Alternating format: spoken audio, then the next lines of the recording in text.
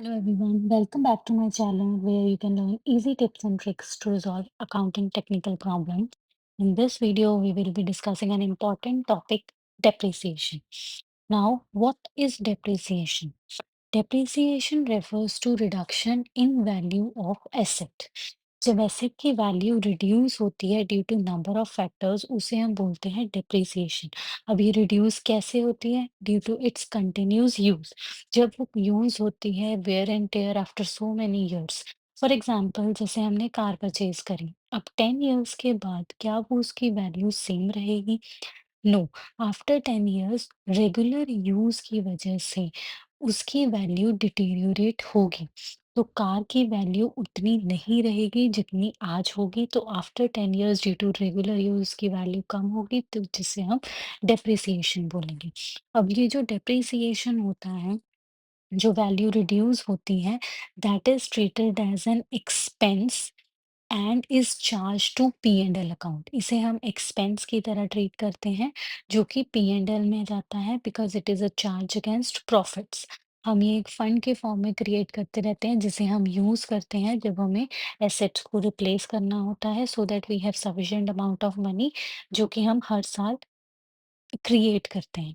Next आते हैं methods के ऊपर। अब इसको कैलकुलेट करने की कई टेक्निक्स हैं, जैसे कि सबसे कॉमन एंड सिंपल टेक्निक है straight line method. Straight line method क्या होता है? जिसमें हर साल डेप्रिसिएशन सेम रहता है। देन आता है रिड्यूसिंग बैलेंस मेथड, जिसे रिटन डाउन वैल्यू मेथड या फिर डिमिनिशिंग बैलेंस मेथड भी कहा जाता है। अब इसमें क्या होता है? इसमें हर साल डेप्रिसिएशन सेम नहीं रहता। हमें हर साल न्यू डेप्रिसिएशन कैलकुलेट करना होता है जो बैलेंस रह जाता है उसके ऊपर। That is why it is named as reducing balance method. उसके अलावा हमारे पास यूनिट्स ऑफ प्रोडक्शन मेथड भी होता है, जिसमें यूनिट्स के बेसिस पे डेप्रिसिएशन कैलकुलेट किया जाता है।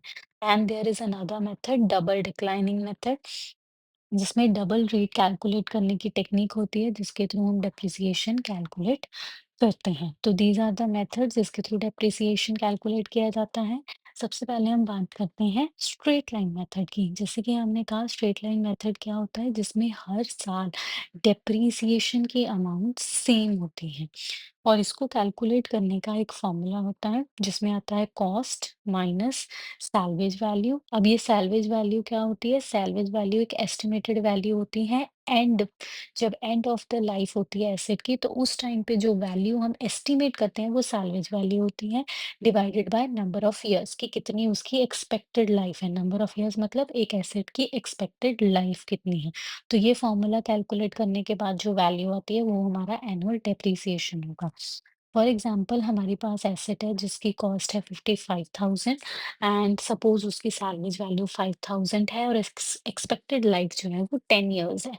तो जब हम इसको सॉल्व करेंगे तो इसको सॉल्व करने के बाद हमारे पास अमाउंट आती है 5,000 जो कि एक एसेट की डेप्रिसिएशन बन जाएगी। So this is a very simple question. Straight line method बहुत इजी कैलकुलेट होता है बिकॉज इसमें क्या है कि हर साल डेप्रिसिएशन की अमाउंट सेम रहती है।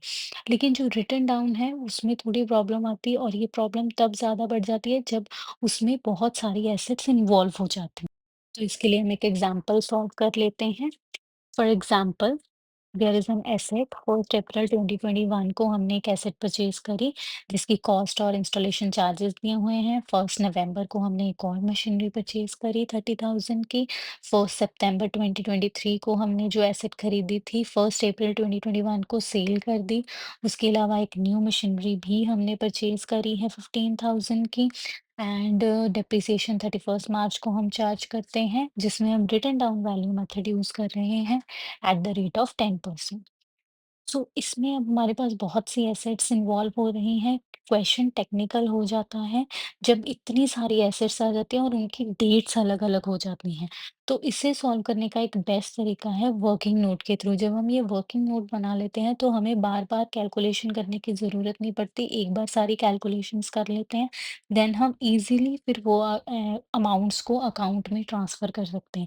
तो ये हमारा टाइम सेविंग है, बेस्ट वे है जिसके थ्रू हम रिटन डाउन वैल्यू की कैलकुलेशन कर सकते हैं। तो स्टार्ट करते हैं।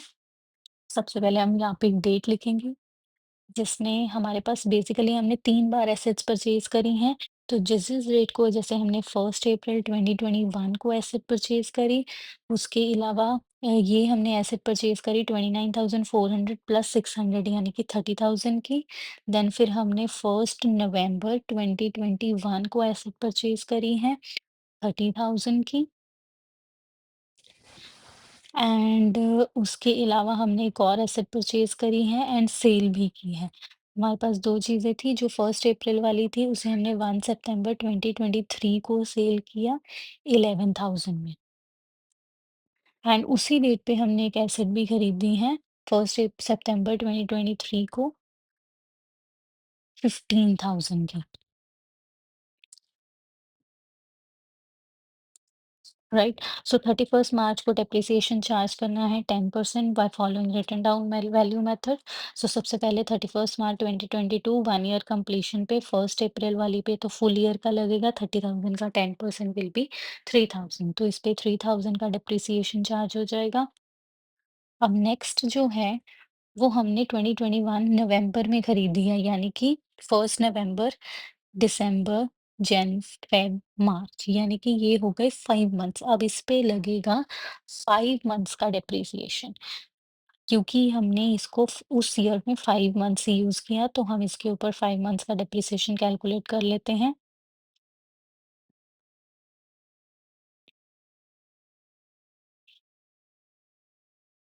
So this amounts to 1,250 and इसके ऊपर कोई डेप्रिसिएशन नहीं, बिकॉज़ ये अभी हमने इस ईयर में परचेज़ ही नहीं की है। तो ये वैल्यू हमारी आ जाएगी 1 अप्रैल 2022 को 27,000, जो फर्स्ट मशीन है, एंड जो सेकंड मशीन है दैट इज़ 28,750।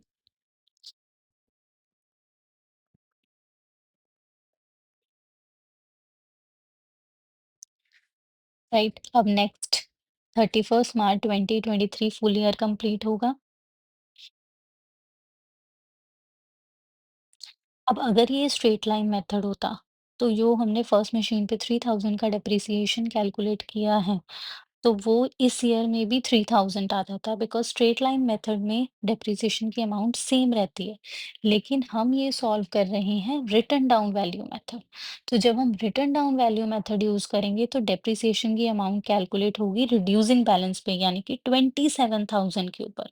तो 27,000 का 10% विल बी 2,700, तो डेप्रिसिएशन की अमाउंट आएगी 2,700 की, क्योंकि हम written down value method use कर रहे हैं। सिमिलरली जो दूसरी एसेट है उसके ऊपर भी हम कैलकुलेट कर लेंगे 10%, that will be 2,875, 2,875, and the difference will be the amount first on the 1 अप्रैल 2023, वो हमारी बैलेंस आ जाएगी अमाउंट।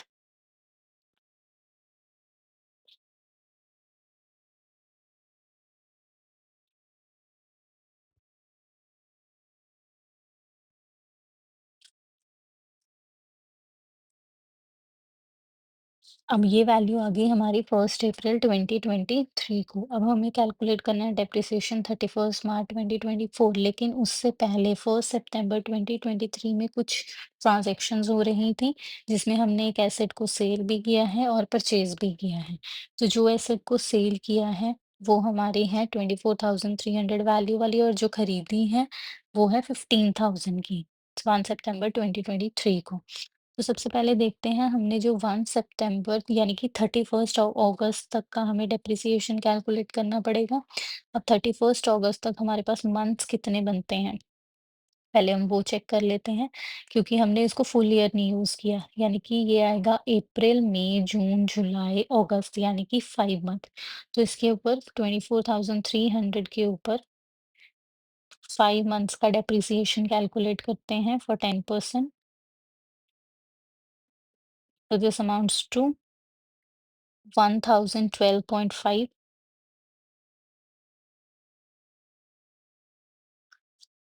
सो अमाउंट आ जाएगी, डिफरेंस आ जाएगा हमारा 23,287.5, और इसे हमने सेल किया है 11,000 के ऊपर। इसकी जो सेल प्राइस है वो है 11,000, यानी कि हम कम, बहुत कम में सेल कर रहे हैं। सो ये जो डिफरेंस आ जाएगा that is the amount of loss incurred by us on the sale of asset. ये जो डिफरेंस होएगा that is the loss which is charged to P&L। अब आते हैं नेक्स्ट पे, ये तो हमारी मशीन सेल हो गई। अब 31 मार्च 2024 को फुल ईयर का देखते हैं, अब किस किस पे डिप्रिसिएशन, जो रेस्ट ऑफ द मशीनरी इस पे कोई डिप्रिसिएशन नहीं आएगा। अब इसके ऊपर 25,875 का 10% कैलकुलेट करेंगे एंड वो हमने 1 सितंबर को खरीदी है। सितंबर, अक्टूबर, नवंबर, दिसंबर, जैन, फेब, मार्च, यानी कि ये हो गए हमारे 7 मंथ्स। तो इसके ऊपर हम कैलकुलेट करेंगे 7 मंथ्स का डेप्रिसिएशन।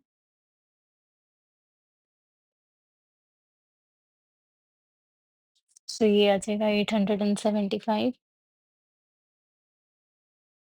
तो ये हमारी वैल्यू आ जाएगी, डिफरेंस जो होगा that will be the balance of asset on 1 अप्रैल 2024। अब ये आगे भी कंटिन्यू हो सकता है based on the requirement of question, but यहाँ पे हम यहीं तक कैलकुलेट करेंगे। So this is very easy technique जिसके थ्रू हम कैलकुलेशंस कर सकते हैं। अब हम जब अकाउंट बनाएंगे तो हमारा काम जो है बहुत इजी हो जाएगा, बिकॉज इसमें हम सारी कैलकुलेशंस कर चुके हैं। हमें सिर्फ और सिर्फ पोस्टिंग करनी है उस अकाउंट में सारी अमाउंट्स की, बिकॉज हम कैलकुलेशंस ऑलरेडी कर चुके हैं। सो ये वैल्यूज हमारे पास आ चुकी हैं एसेट्स की। Let's see how to prepare the machinery account. तो सबसे पहले मशीनरी जब हमने परचेज करी है, machinery account debited to cash हो जाएगा जब हम फर्स्ट जो हमारी अप्रैल की मशीनरी हमने खरीदी है दैट इज 30,000 की टोटल अमाउंट डालेंगे। उसके अलावा हमने 1 नवंबर को परचेज करी है, machinery account debited to cash and depreciation calculate करते हैं 31 मार्च 2022 को। It's a expense, so by depreciation expense. तो यहाँ से अगर हम देखें तो 3,000 और 1,250 टोटल होगा 4,250, और जो बैलेंस आ जाएगा that will be the balance carried down on the end of the year, that is 31 मार्च 2022।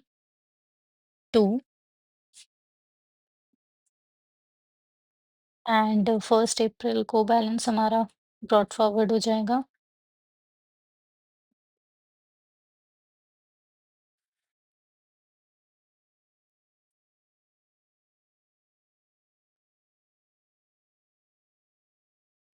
So this is the amount. अब हम इसे क्रॉस चेक भी कर सकते हैं जो हमने कैलकुलेशंस करी हैं उससे।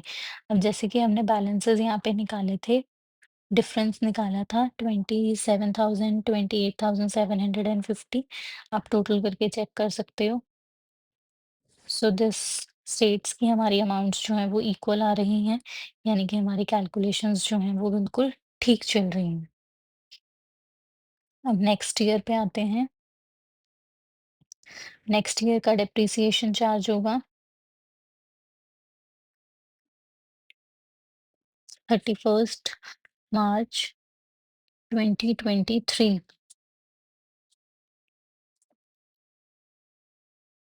अब यहाँ पे हमारा जो डेप्रिसिएशन था दैट वाज 2,700 एंड 2,875, दोनों एसेट्स पे टोटल करके हम डाल देंगे।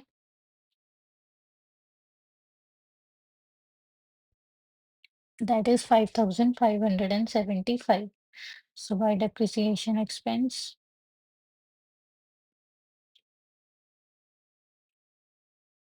31 मार्च को 2023। अगेन डिफरेंस बैलेंस निकाल लेंगे हम।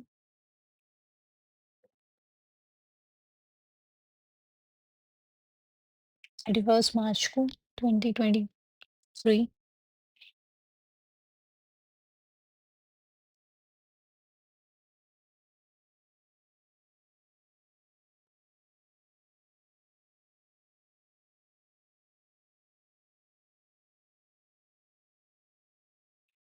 तो बैलेंस ब्रॉट डाउन। नाउ अब यहाँ पे हमने इस मशीन को इस ईयर में सेल किया है, तो इसकी कैलकुलेशंस भी डालेंगे एंड परचेज़ किया है, उसकी भी अमाउंट हमें अकाउंट में ट्रांसफ़र करनी होगी। तो सबसे पहले हम 1 सितंबर 2023 को जो परचेज़ करी थी machinery account debited to cash और टू बैंक, जो भी जिसके थ्रू भी ट्रांज़ैक्शन हो रही होगी। So the amount is 15,000।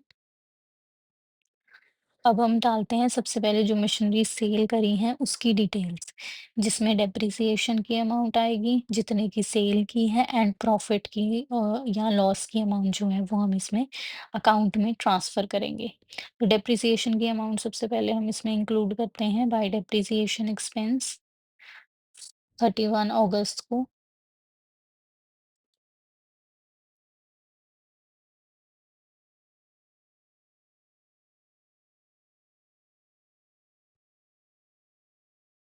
तो ये अमाउंट थी हमारी 1012.5 जो हमने कैलकुलेट करी थी already. As you can see सिर्फ़ हम पोस्टिंग कर रहे हैं, हमें दोबारा से कैलकुलेट करने की कोई ज़रूरत नहीं है। देन बाय कैश और बैंक 11,000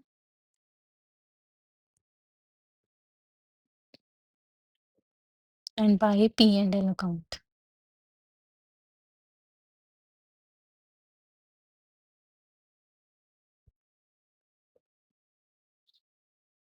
12,287.5।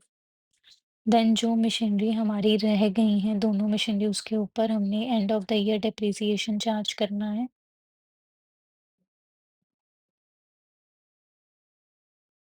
यानी कि 31 मार्च को बाकी की दोनों मशीनरी पे हमने डेप्रिसिएशन कैलकुलेट किया था, दोनों का टोटल करके यहाँ पे पोस्ट कर देंगे।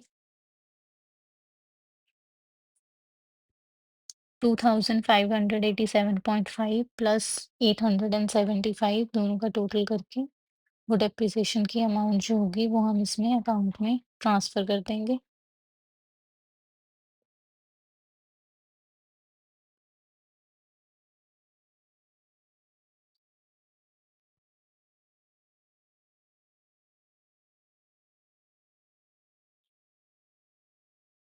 और जो बैलेंस आ जाएगा that will be the balance carried down. और यही ब्रॉट डाउन हो जाएगा। So this is the technique जिसके थ्रू हम रिटन डाउन वैल्यू मेथड को ईज़िली सॉल्व कर सकते हैं विदाउट एनी कॉम्प्लिकेशंस। अगर हम वर्किंग नोट बना लेते हैं तो वर्किंग नोट के थ्रू कैलकुलेशंस को करना बहुत ईज़ी हो जाता है और बाद में अकाउंट में जस्ट हमें अमाउंट्स को पोस्ट करना होता है। So this is a very easy technique. इसी तरह की ईज़ी टेक्निक्स को समझने के लिए फॉलो करें channel and stay tuned for the upcoming videos.